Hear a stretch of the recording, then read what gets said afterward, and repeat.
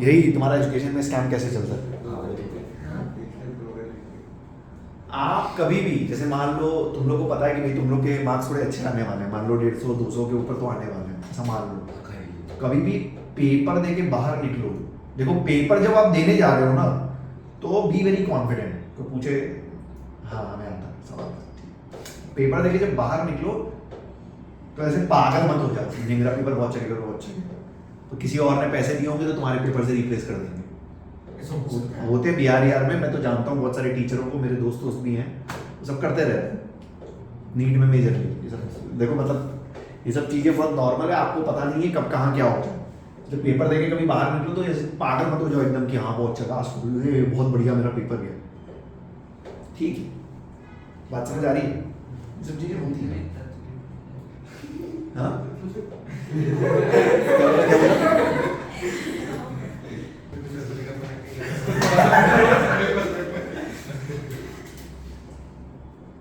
ठीक है ना, चलो आगे बढ़ाते हैं बात अपन।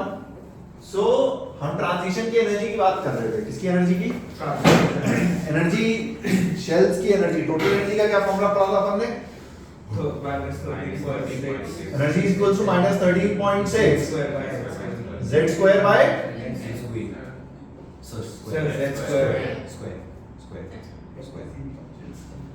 अरे ठीक है ना, यस सर। अरे पक्का। अच्छा अगर ट्रांजिशन n1 से n2 हो तो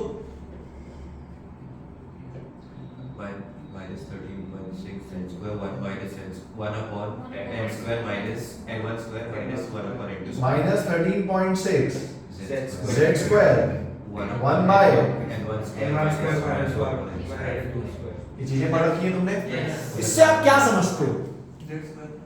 अरे देख मेरी बात सुन, क्या कर रही हो मिस्टर, सुनो मेरी बात। इससे आप क्या समझते हो कि अगर मान लो ये n1 1 है, ये n2 2 है, ठीक है, मान लो ये 1 है ये 2 है, तो मतलब ये कि अगर इतनी एनर्जी मैं किसी इलेक्ट्रॉन को दे दूं तो वो 1 से कहां n1 से कहां पहुंच जाएगा, या अगर n2 पे कोई इलेक्ट्रॉन है और इतनी एनर्जी मैं बाहर निकाल दूं तो कहां पहुंच जाएगा n1। सही बात है। अच्छा this energy is equal to photons. अरे ये जो एनर्जी आ रही है ये फोटॉन्स के रूप में ही तो आ रही है, किसके रूप में आ रही है, सही बात है। अरे पक्की, अरे ठीक है ना।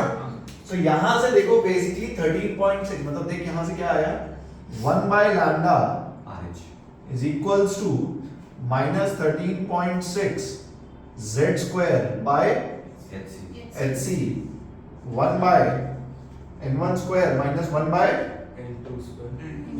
यहां से क्या आता है, अरे क्या आता है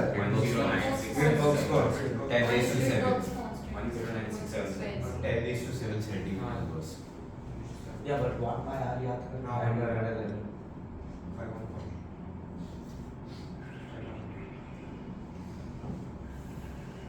सब सही किया है ना मैंने।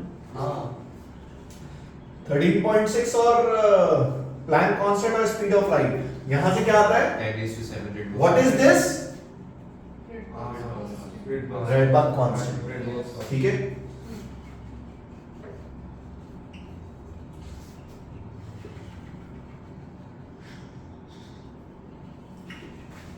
So 1 by lambda is equals to r z square 1 by -1 by n2 square. Rydberg constant की वैल्यू याद है किसी को,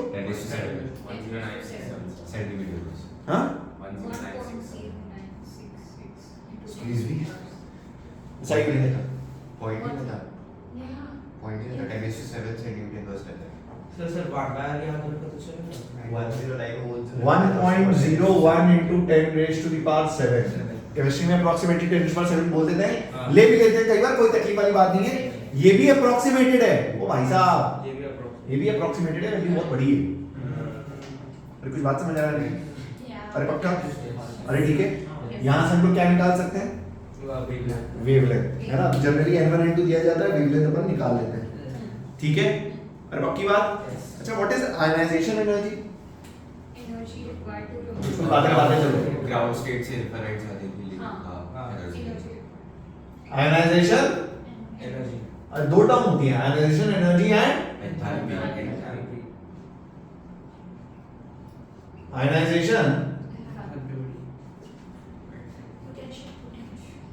पोटेंशियल पढ़ते हो तुम केमिस्ट्री में? नहीं, कोई बात नहीं, अपन पढ़ेंगे फिजिक्स है यार। सुनो मेरी बात, आयनाइजेशन एनर्जी कौन सी एनर्जी होती है भाई साहब? ये ग्राउंड स्टेट से लाइट जाने के लिए जो एनर्जी इनटू डी टाइम्स के इलेक्ट्रॉन स्टेट से कहां पहुंचा देती है? इनफाइनाइट है मतलब निकालने के लिए, किसी इलेक्ट्रॉन को निकालने के लिए जो एनर्जी चाहिए वो क्या है? कितनी? मतलब इनटू क्या हो गया? इनफाइनाइट। सही बात है। मतलब पहली एनर्जी क्या हो गई अगर हाइड्रोजन एटम के लिए बात करें तो फर्स्ट शेल के लिए -13.6 Z2 है ना, हाइड्रोजन एटम के लिए -13.6 इलेक्ट्रॉन वोल्ट। यस अबे Z1 हो गया, हाँ ठीक है ना? मतलब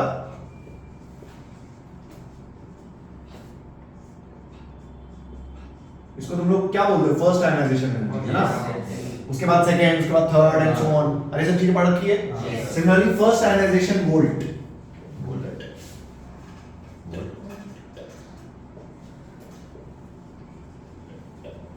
-13.6 Z2 वोल्ट। क्या है भाई साहब ये वोल्ट? ये जो एनर्जी है ये इस पोटेंशियल डिफरेंस पे जनरेट होगी। अरे कुछ बात, अरे ये ईवी है, ईवी कुछ बात समझ में आई? तो this energy is getting generated at this potential difference. कुछ बात समझ में आई? अरे ठीक है, अरे पक्का ये होता है आयनाइजेशन पोटेंशियल। ठीक,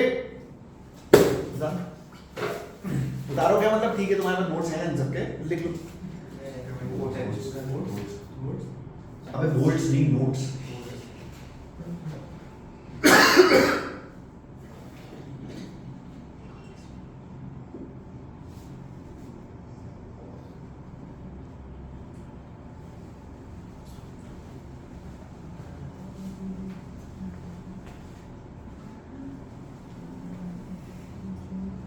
मैं कोई है संगीत गाऊं, किनारे दूर जगह। क्या भैया तुम्हारा यूएस आर्मी का तुमने शर्ट पहना? यूएस तो छोड़, बहुत दूर की बात हो गई। तेरे आर्मी में कौन है? यूएस में कौन है?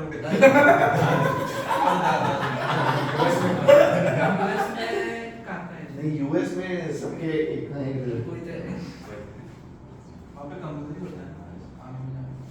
ये कब हो गया? यूएस में नहीं,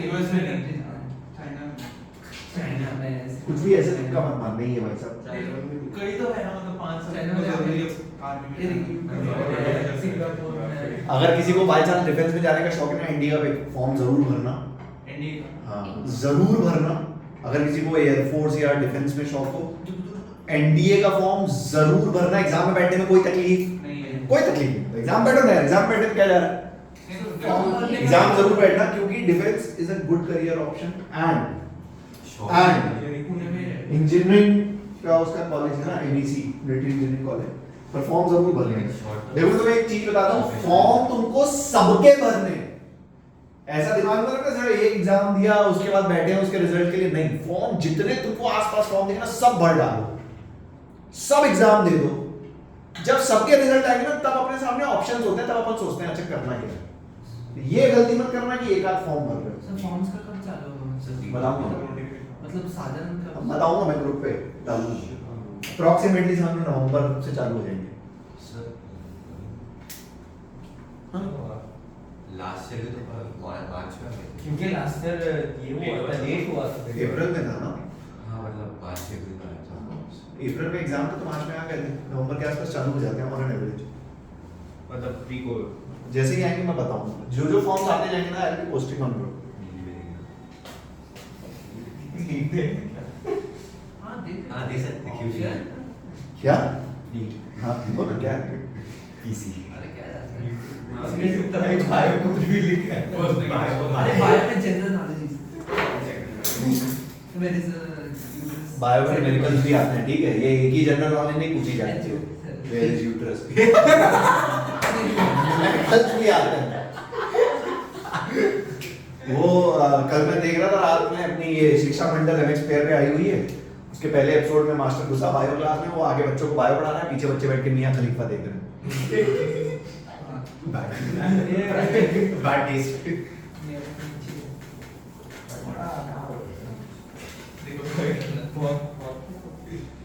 मिटा दूं इसको?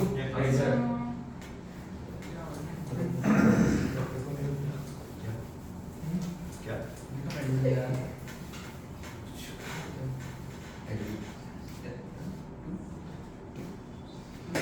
इसमें ना कभी कभी ना थोड़ा सा फिजिक्स घुसाते हैं। देख, कभी कभी ना सवाल इस टाइप से इसमें बन सकते हैं, है ना? इस टाइप से तुम ऐसा समझो, देखो सवाल नहीं, मैं तुम्हें कॉन्सेप्ट की तरह से समझा रहा हूँ। देख मेरी बात सुन, लिखना मत, देखते चलना, समझना बहुत जरूरी है ये।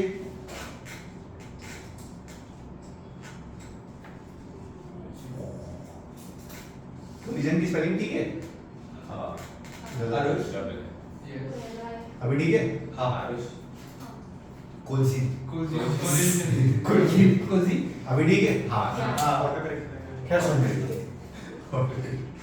मैं डिजिटल बुक ले रहा हूँ, सुन ध्यान से देखना, कैलकुलेशन देखते चलना कि क्या हुआ और क्या नहीं हुआ। मान लो एक न्यूट्रॉन है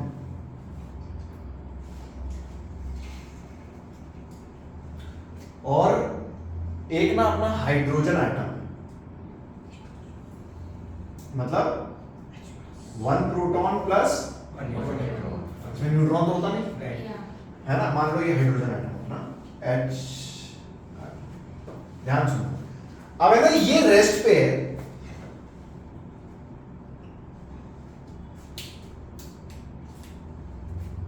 एंड लेट अस से ये न्यूट्रॉन अप्रोच कर रहा है विद के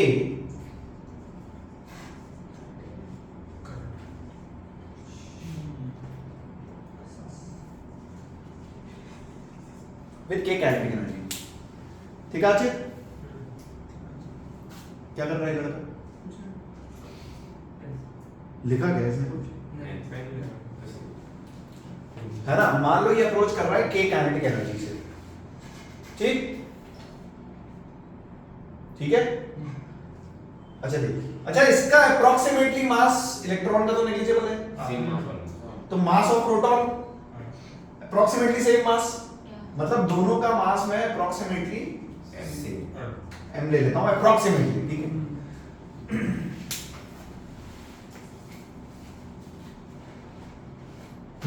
ठीक।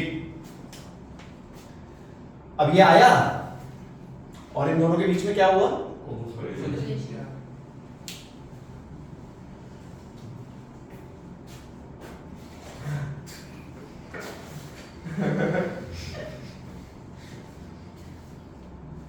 जेई के एस्पिरेंट्स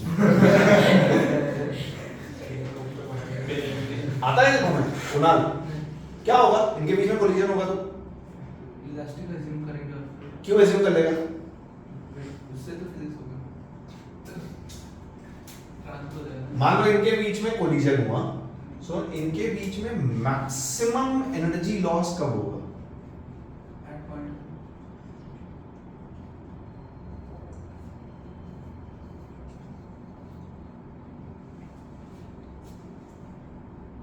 मान लो इसकी इनकमिंग वेलोसिटी है v0, ठीक है? So basically k is equals to half m ठीक है ना? सो इनके बीच में मैक्सिमम एनर्जी लॉस कब होगा? p is equal to 0 when half m is equal to k z square by r.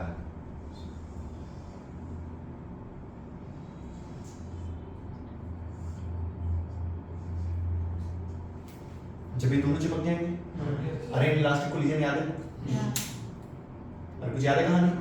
Elastic collision, final velocities दोनों की सेम, ठीक है? दोनों चिपक गए, मैक्सिमम एनर्जी लॉस, ठीक है? तो दोनों किससे चलने लगे? मान लो वी डैश से। ये वो केस है जिसमें मैक्सिमम एनर्जी लॉस होगा, ठीक है? अच्छा v डैश निकाल सकते हैं अपन Yeah. किससे? मोमेंटम कंजर्वेशन से। तो देखना equation m v not is equals to 2m v dash is equals to, बोलो कोई तकलीफ? फाइनल काइनेटिक एनर्जी निकाल सकते हैं। Final kinetic energy is equals to half into m into v not by 2 का इनटू दोनों की काइनेटिक एनर्जी आएगी ना? Yeah.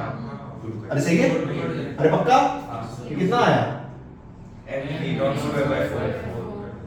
बाय मतलब अगर तुम लॉजिकली देखो तो final kinetic energy is half of initial kinetic energy अगर थी k तो फाइनली कितनी हो गई? k by 2।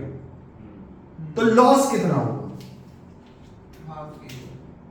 Energy lost is equals to k by 2। ये एनर्जी लॉस हुई, ये एनर्जी गई कहां?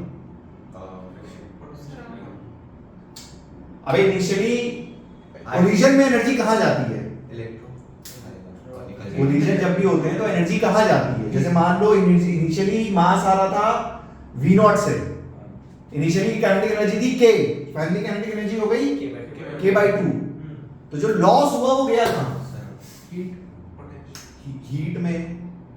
इलेक्ट्रॉन एक पार्टिकल की बात हो रही है, अबे ये एक एटम की बात हो रही है, यहाँ पे हीट इलेक्ट्रॉन एक्साइटेशन। ये एनर्जी कहाँ गई? इसने इस इलेक्ट्रॉन को एक्साइट कर दिया। पहले तो कुछ मेरी बात समझ में आई? अरे पक्का 100%। ये किसमें गई एनर्जी? इस टाइप के सवाल बनते हैं इसलिए मैं बता रहा हूँ, ध्यान सुनिए। गई एक्साइटेशन। अच्छा ऐसा सोच कि चलो इसकी बात कर लो, मतलब ग्राउंड स्टेट से इलेक्ट्रॉन किसी भी लेवल पे एक्साइट हो सकता है। Minimum energy for excitation of an electron कितना होना चाहिए? मतलब इलेक्ट्रॉन को अगर फर्स्ट एक्साइटेशन स्टेट पे पहुंचना है तो कितनी एनर्जी चाहिए? 10.2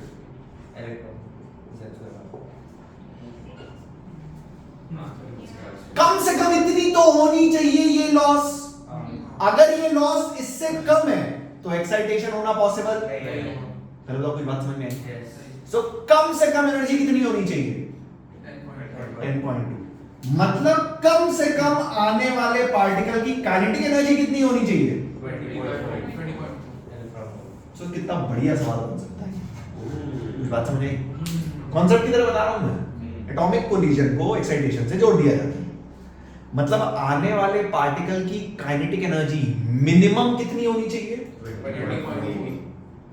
अगर इतनी एनर्जी नहीं है तो इलेक्ट्रॉन एक्साइट। इसका मतलब बोल, मैं भी बोल देता हूं। सर एक्साइट नहीं होगा तो क्या होगा?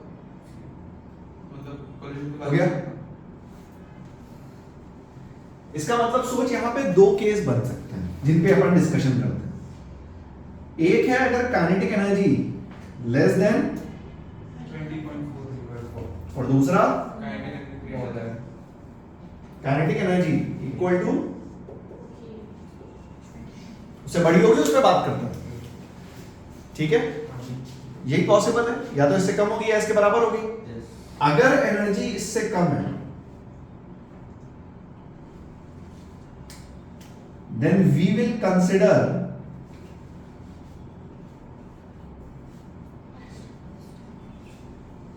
कोई एनर्जी लॉस। ये हम कंसिडर क्यों? क्योंकि हम ये मान के चल रहे हैं कि एटलीस्ट हम एक्चुअली जो चीज मानते हैं वो हम ये मानते हैं कि एक्साइटेशन के लिए जो इनकमिंग एनर्जी है उतनी कम से कम होनी चाहिए।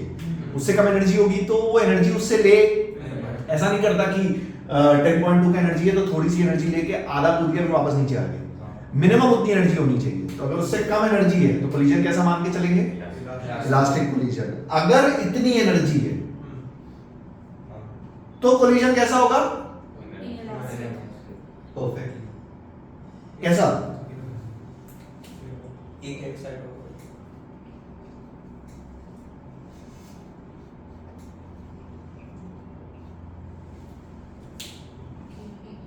दोनों हो सकते हैं।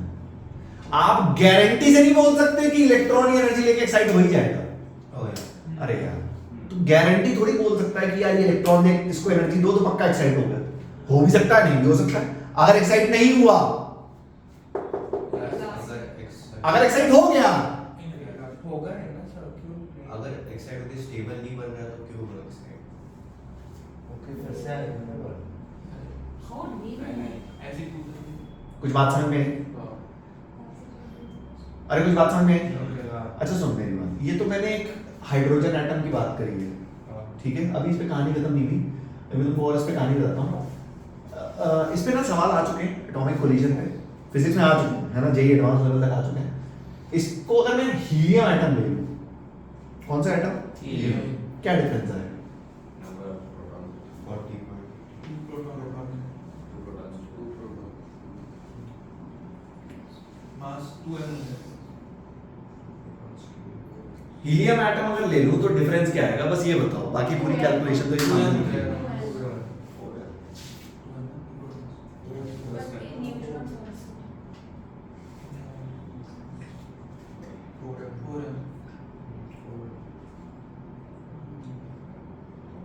Yeah, should be ignored by 5. 2m या 4m? 4. गलती समझ में आई तुमने क्या करी? अच्छा ये हो गई। ये कौन सा इलास्टिक है? परफेक्टली प्लास्टिक लिख देता हूँ, है ना? अरे याद है ना? Yes. Perfect plastic. अच्छा दूसरी सेकंड शेल में जाना है तो कितनी एनर्जी होनी चाहिए? 1.8 k/2 is equals to 12.09 12.09, so k should be equal to 24.1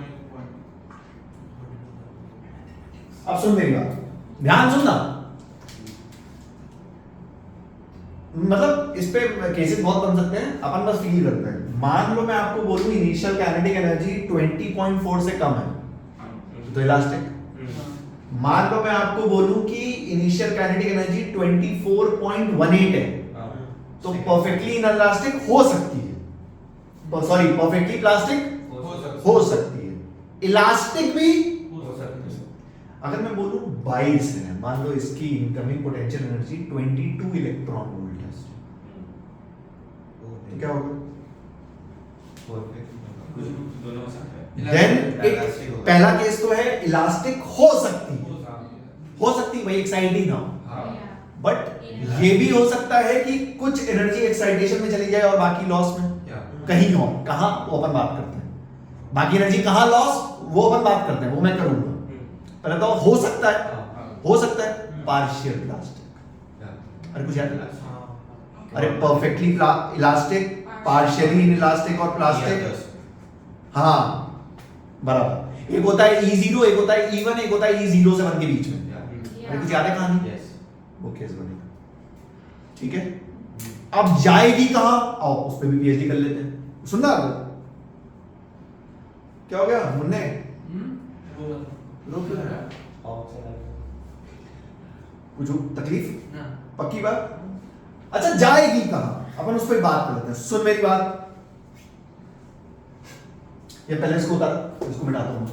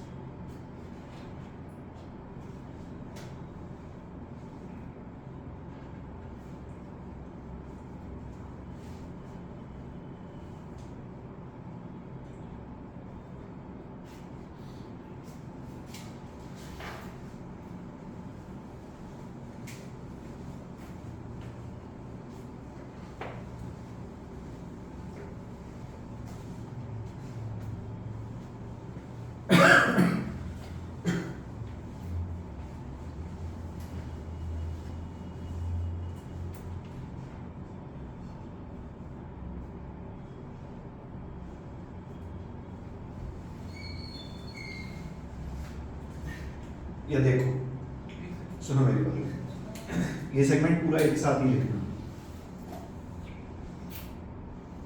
और कोशिश करना एक ही पेज पे लिखो, इसको बाइफरकेट मत करना वरना कनेक्ट नहीं बनेगा तुम्हें, ठीक है? अरे 2 मिनट सुनो, इसके आगे एक कहानी फील करा दो। इसको एनर्जी मिली, मान लो ये इसका ग्राउंड लेवल यहां से इलेक्ट्रॉन क्या हुआ, एक्साइट हो गया, एक्साइट हुआ तो वापस जब ये लौटेगा तो it will release Yes, photon. Photon, ठीक है? It will release Photons. यहां से अगर फोटोन बाहर निकला, क्या बाहर निकला? Photon. तो इस एटम को मिली रिकॉइल स्पीड। उतना डिटेल में तुमने केमिस्ट्री में तो छोड़ो, केमिस्ट्री क्या मतलब, कहाँ केमिस्ट्री पढ़ाते नहीं है। इस एटम को क्या मिला? अरे है ना गन यार, बुलेट बाहर निकलती है। अच्छा तू सोच, फोटोन का मास कितना होता है? रेस्ट मास 0, मतलब ना के बराबर एकदम। तो सोच मैक्सिमम काइनेटिक एनर्जी किसको मिलेगी, मतलब ये बहुत रफ्तार से बाहर निकलेगा मैक्सिमम एनर्जी के लिए, ठीक है? और ये same like bullet gun, same like bullet gun. तो मैं ये बोल सकता हूं कि इन दोनों का मोमेंटम कंजर्व्ड है। अरे पक्की बात, मतलब momentum of photon is approximately equal to momentum of atom. Momentum of atom m into v, recoil speed, और ये m क्या है? Mass of hydrogen atom, which is equal to momentum of photon.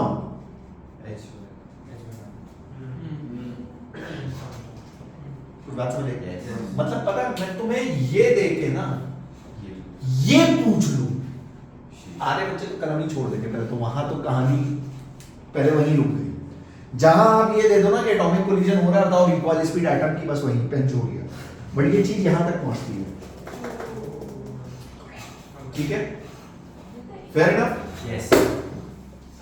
हाँ लेकिन फोटोन दूसरी direction में जाएगा, वो हमको कैसे पता है? सॉरी, फोटोन दूसरी डायरेक्शन में जाएगा, हमको कैसे पता है? अगर दूसरी डायरेक्शन में अरे मैंने बनाई है भाई साहब, नहीं, अगर फोटोन इस तरफ गया तो रिकॉइल स्पीड ऐड हो जाएगा ना।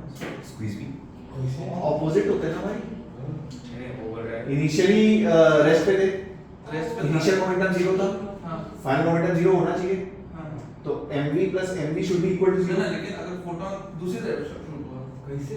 मतलब लेकिन left side। फोटोन के साइड पे। हां हाँ ठीक है, फिर रिकॉइल स्पीड ऐड हो जाएगा ना उसमें।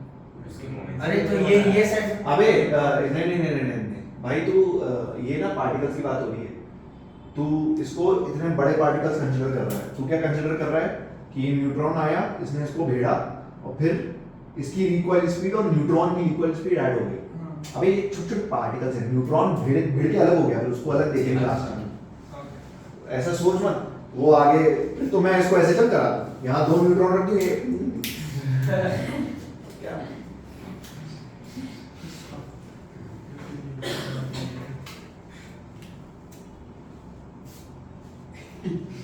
तो आने वाली सारी क्लासेस में physics, chemistry, maths first bench पे बैठेगा। क्या मेरी बात क्लियर है? Civil engineering. Civil engineering. क्या है?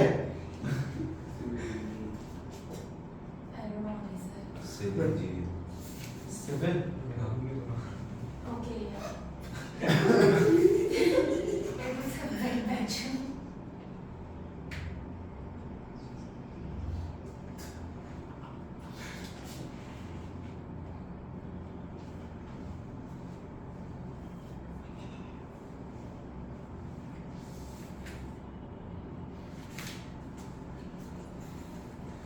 बंदा ये बिंदास है।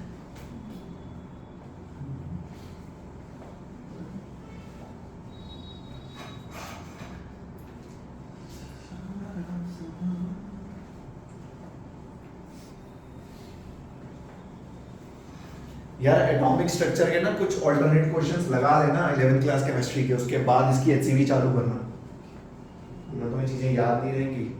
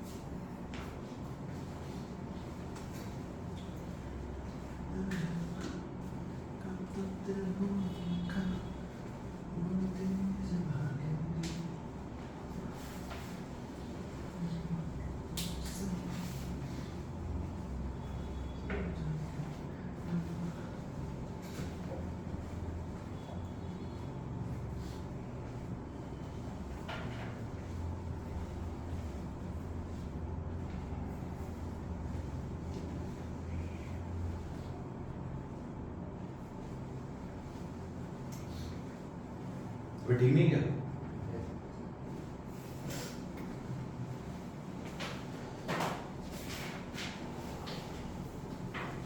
जब जब तू क्लास आता है मुझे बड़ी खुशी होती है।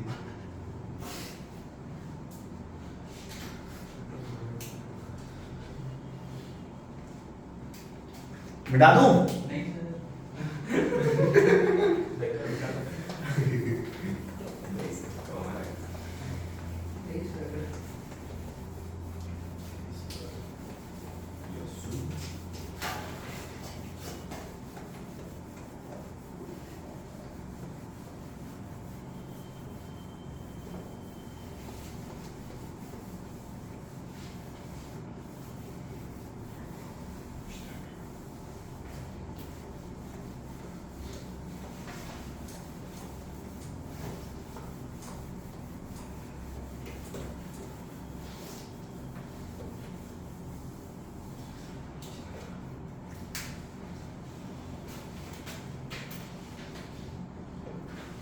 अब ये सब चीजें तुम्हें पता है, ये मुझे पता है, पर तुम्हें याद है कि नहीं ये मुझे नहीं पता है। तो अगर याद है जल्दी जल्दी बोलते चलो, नहीं याद है तो कैलकुलेट करके बोलते चलो।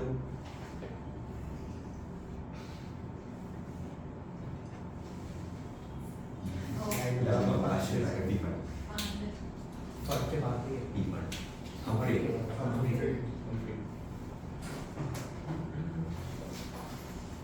कौन सी है ये? लाइनमैन सबसे पहले आ गई लाइनमैन अरे कौन सी है ये? लाइनमैन अरे पक्का?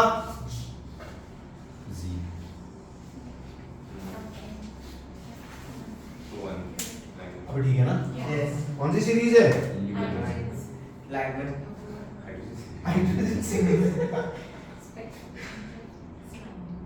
कौन से रीजन में लाई करती है ये? ये आपका ये नहीं, ये विजुअल में नहीं है। अल्ट्रावायलेट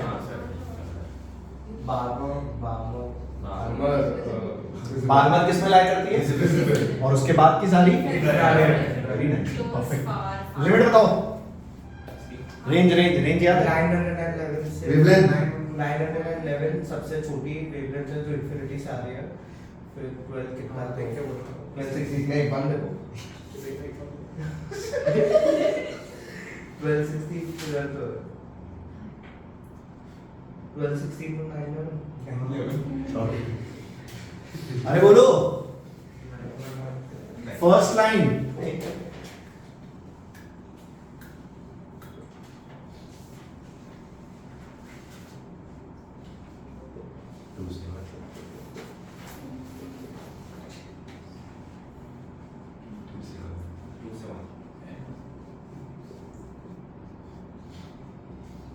कितना आता है? अबे बोलो, तुमको रटाया होगा यार ये। So first लाइन कैलकुलेट करो, कैंसी तो होगा। सब हो गया। हाँ हाँ सर लाइनमैन में जाता है 1216 से 911 कितना? 1216 से 911 मेरे पास 1320 है। 1320 1216 से 911 I feel like 1320 is right. क्यों It's like longest wavelength largest wavelength हाँ? this is something else. अबे रिवर्स किया तुमने ये? अब ये प्लस का ना R9 है ना? 1320 एंगस्ट्रॉम के आसपास आता है। अप्रोक्सीमेट है क्योंकि ये सब अप्रोक्सीमेशन Yeah. ठीक है, इसके आसपास होता है। मैं बस ये बता रहा हूँ कि इनको रट लो, रटना आसान है और कभी भूल भी जाओ तो निकाल सकते हो तुम। ठीक है, फर्स्ट लाइन। लास्ट लाइन कैसे निकालते हैं? infinity मतलब 1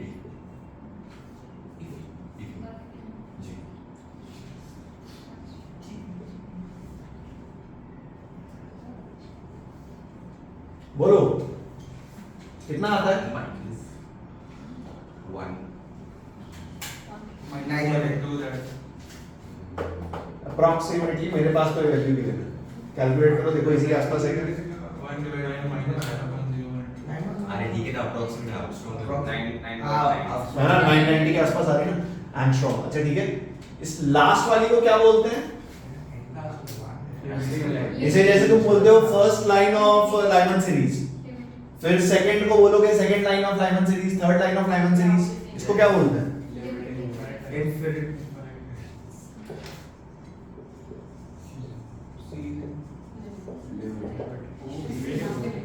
ठीक है ना?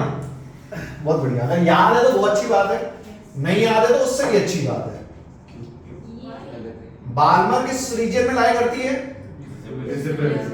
बोलो इसकी रेंज। 655 Direct वाले।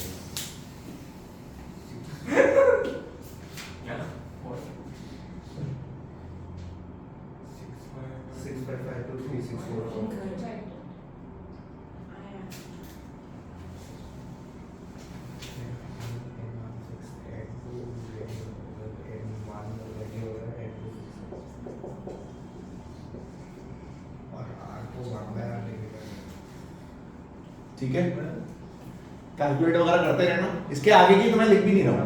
Okay. कौन कौन सी होती नाम बता दो बस। पार्शियल के बाद ब्रैकेट, उसके बाद डिफॉल्ट, उसके बाद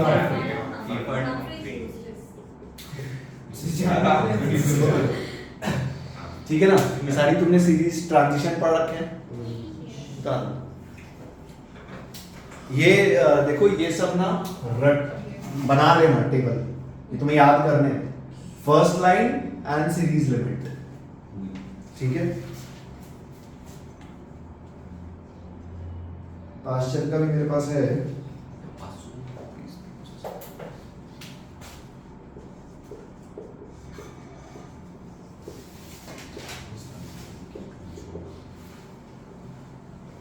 ये लिखा हुआ है सर। हाँ इधर आओ ना एक मिनट। अबे तुमने केमिस्ट्री में नहीं पढ़ा है क्या? केमिस्ट्री के ही नोट्स है। तो फिर ये तुमको कैलकुलेट किया होगा ना केमिस्ट्री में भी? सर यही दिखा रहा हूँ सर, थोड़ा सा ये देखो N1 कांस्टेंट रहता क्योंकि है। तुमने वो 10⁻7 ले लिया होगा शायद। नहीं कोई सर, कुछ चिल्ला रहा था। नहीं सर, R इधर ये है ना, तो R इधर नीचे होगा, 1/R 911 होता है। और N1 को कांस्टेंट रखा है और N2 को चेंज कर रहा है। थोड़ा बहुत आगे पीछे। 911 डिफरेंस ऑफ की वो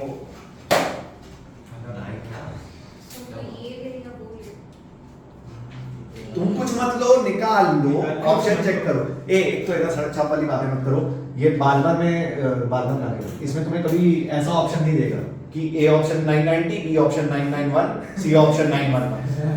फालतू बातें फिजिक्स में समझ रहे हो ना? सर पर यहाँ पे आपने N2 कांस्टेंट या N1 चेंज कर रहे हो। इधर N1 कांस्टेंट या N2 चेंज कर रहे हो।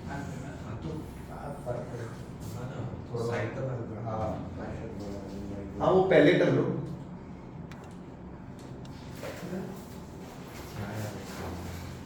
ये क्वेश्चन लिखो।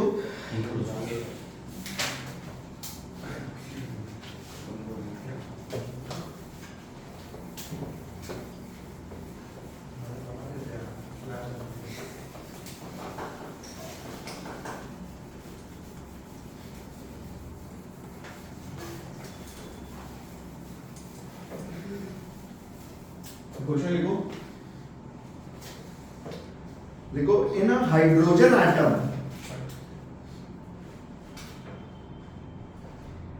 in a hydrogen atom, second line of Balmer series in hydrogen atom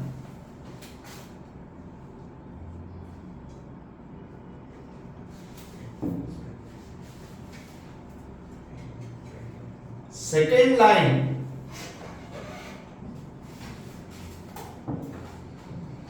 of Balmer series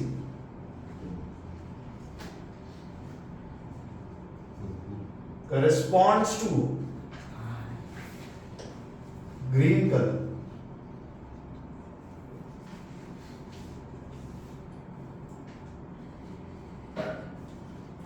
Then which of following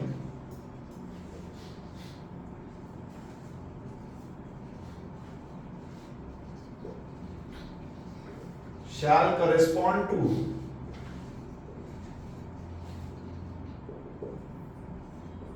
violet color.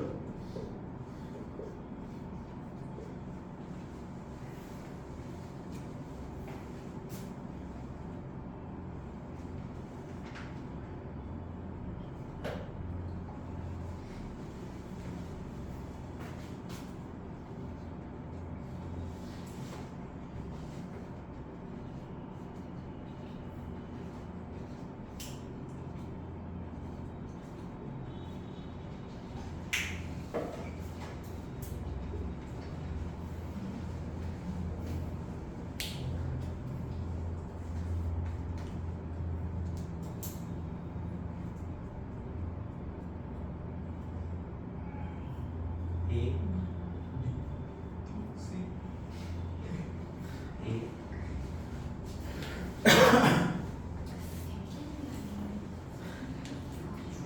Second line was 4 to 2. Second line was 4 to 2. First 3 to 2 was 4 to 2. और 3 to 2 is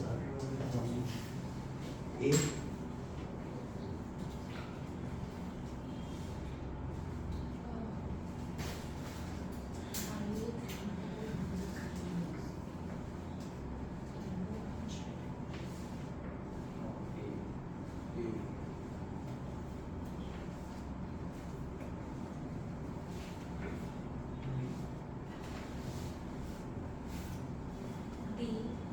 D.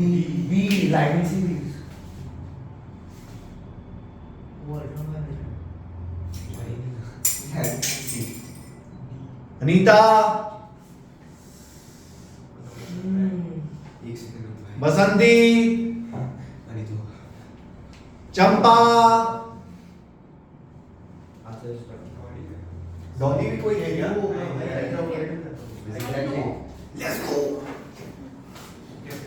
कैसे एक जो है सीधे वाला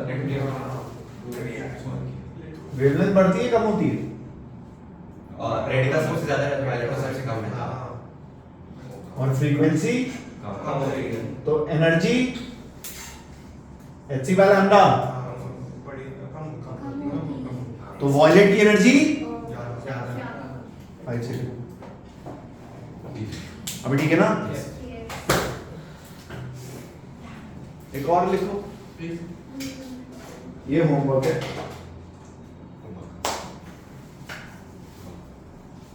लिखो क्या है टिकी तो करना है एक सेकंड बोल रहा है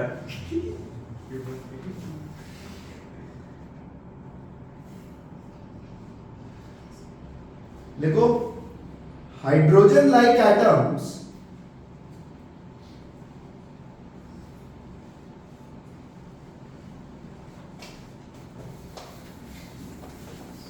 ध्यान तुमने यही कॉन्सेप्ट लगाया था क्या? हाँ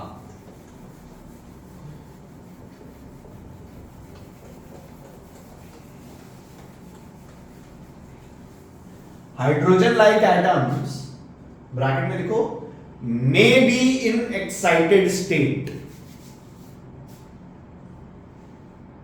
हाइड्रोजन लाइक एटम्स ब्रैकेट में लिखो may be in excited state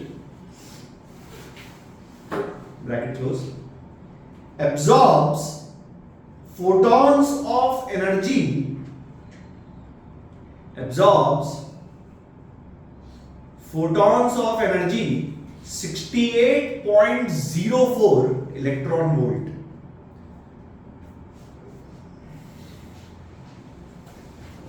ठीक है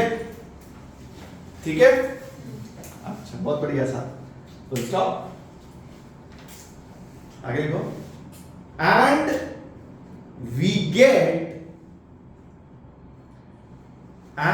get 3 different photons in emission spectrum and we get 3 different photons in emission spectrum having energy greater than or equal to 68.04 electron volt. 60. Having energy greater than or equal to 68.04 electron volt. Full stop. Find the atomic number. Find the atomic number.